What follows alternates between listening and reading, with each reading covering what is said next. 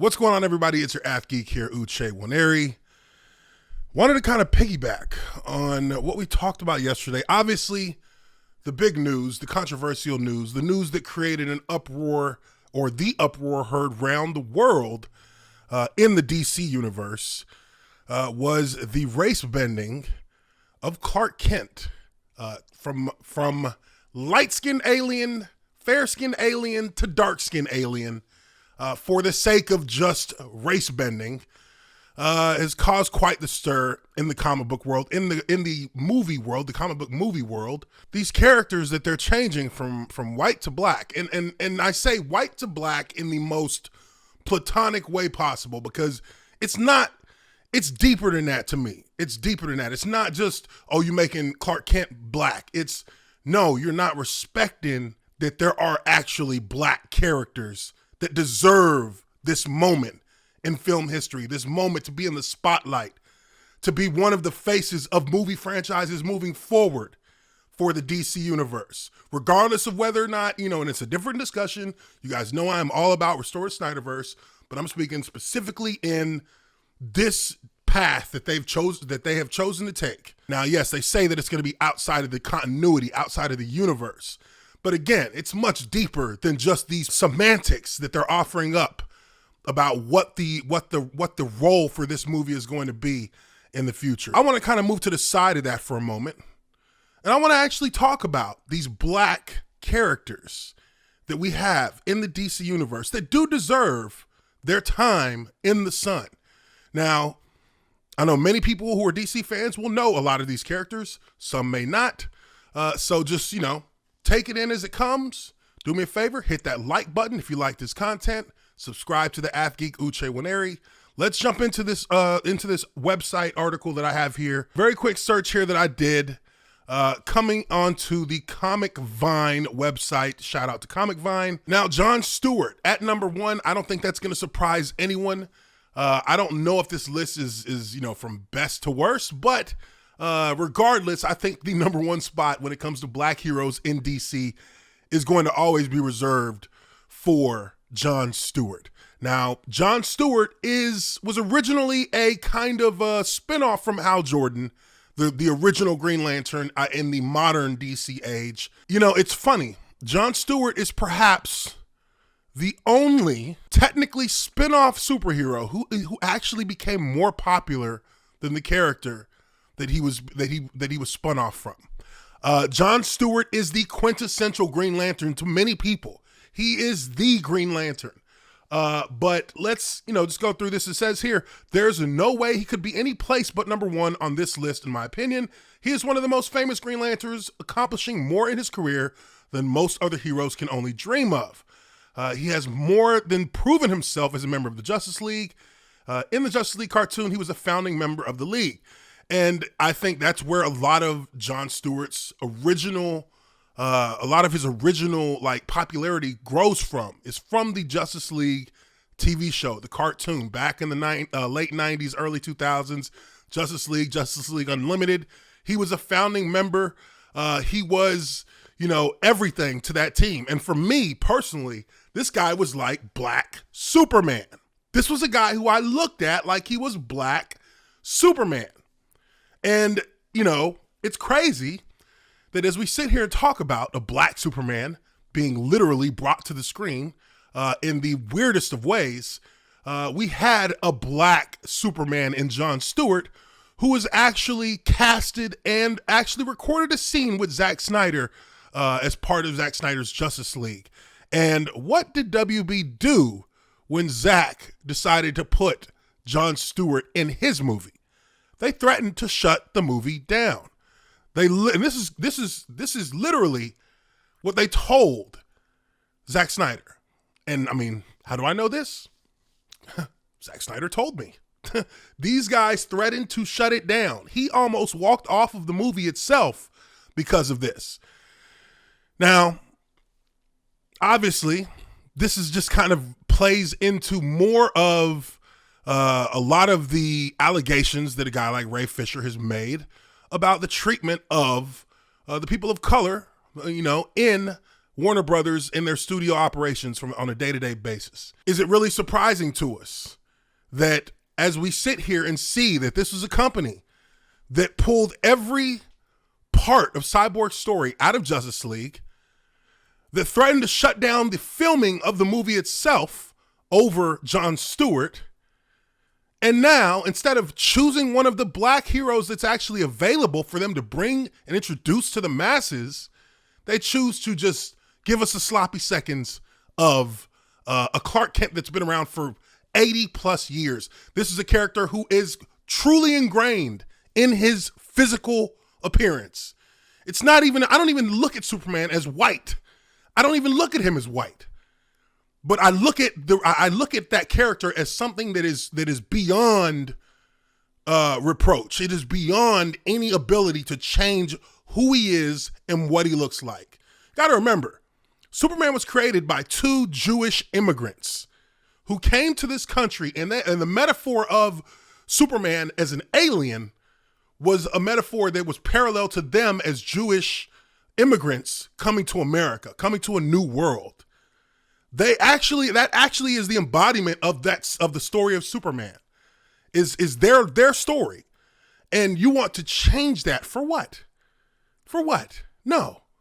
I don't think there's any black person, any self-respecting black person that looks at this and understands what it really is and says, yeah, make Clark Kent black. We don't want that. We don't want yours. We don't want to take from Peter to pay Paul. We just want our own check. That's it. We want our own. So Jon Stewart is a perfect example of a hero that should have been brought to the big screen in a big way, but he hasn't been. Cyborg. Do we even need to talk about Cyborg? Do we even need to talk about the fact that Ray Fisher should be a superstar right now in Hollywood? That he should have his own Cyborg movie should have already been released right now in Hollywood. Do we even need to talk about that? I don't think we do. But Cyborg is a comic book character. To be honest, I became really hip to Cyborg when the New 52 dropped and they had him in the Justice League as a founding member, when they added him in as a founding member. And, you know, from there, I really began to dig into Cyborg. I began to read his comic. I began to pay attention to his storylines. And he became like a true like inspirational kind of hero. Like, and I think that when you look at Zack Snyder's Justice League, it really takes his story and builds it that way. He had to learn to accept himself before he could become who he truly was meant to be. And they did a great job of that. Mr. Terrific, Michael Holt, another character who rarely gets talked about, but is another great black character. Another great character who's a part of the Justice League. He's one of the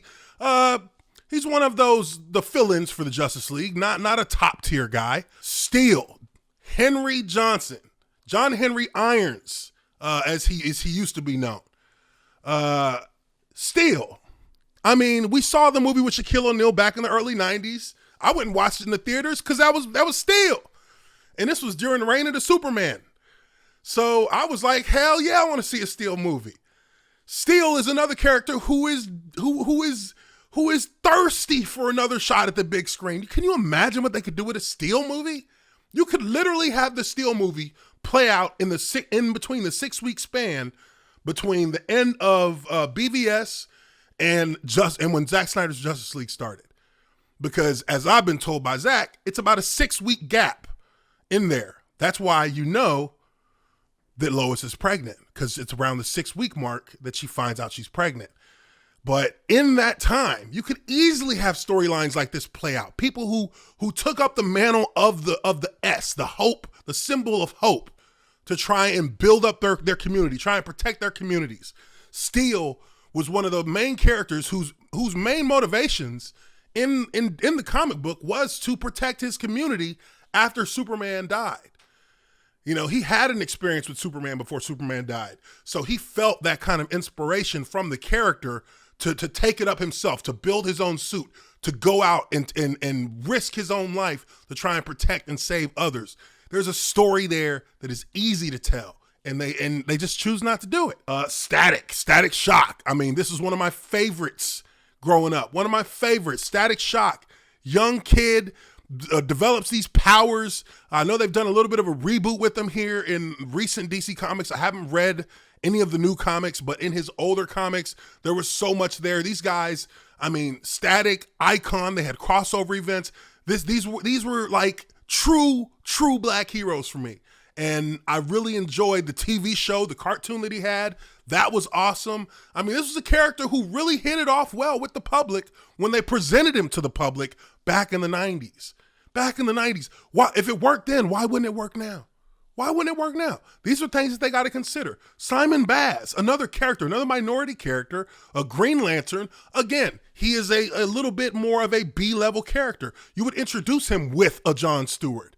You know what I mean? You would introduce him in a way where he's starts off as a somewhat of a sidekick role, but then he can maybe grow into a bigger role if the fans and if the response to him is big enough.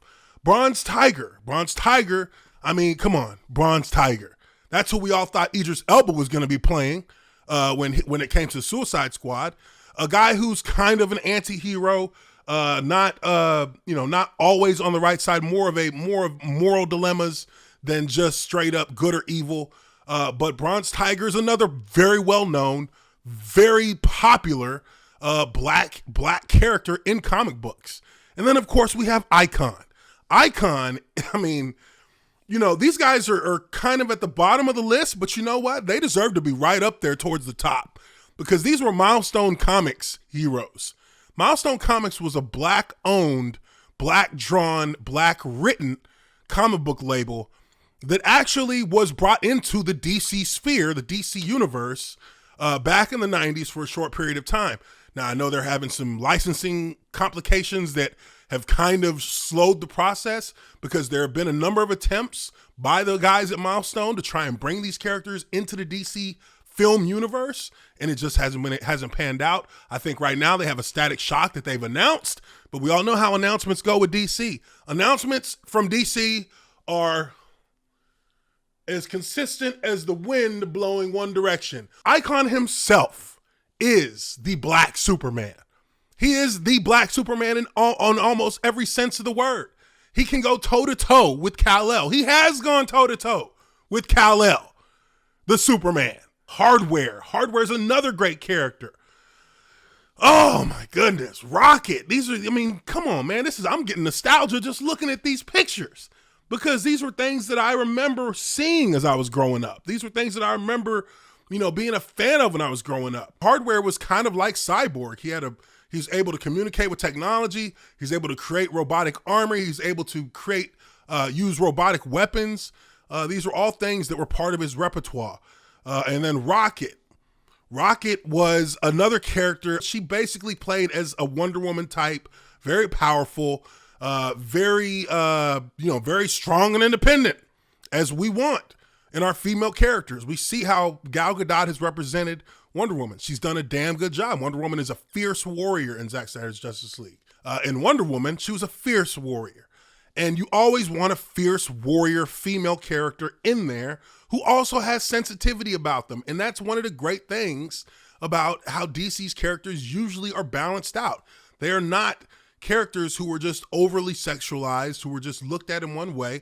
A lot of their female characters are very strong, independent, very complicated, very complex characters. And that goes not just for the women, but also for the men and also for the beasts in between, everything in between, So the reason that these characters have not been able to get the shine that they need, that they deserve, it's been because you have a company that is so unaware and so aloof to what really works and is so consumed with just trying to copy off of what another company's doing and trying to catch those kind of dollars when they haven't put in the work to get those kind of dollars.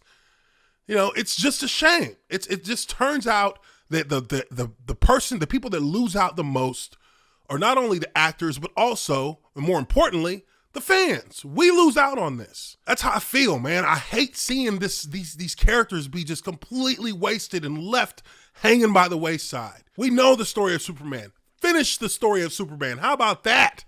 How about we finish that story with the guy who's earned it, who's put in the work for it, Henry Cavill. And then you can start up another story with a black hero and introduce us to him and then get us to be on board with that hero. I mean, Black Panther did it. They introduced him, then they gave him a movie. Black Panther wasn't some A-list Marvel hero when they did that, but they made him an A-list hero. You can create your A-list hero if you just pay attention to what the fans like. That's all it takes.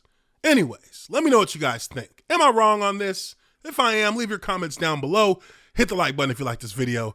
And subscribe to the App Geek, Uche, Waneri. Appreciate you guys once again for coming through and checking me out.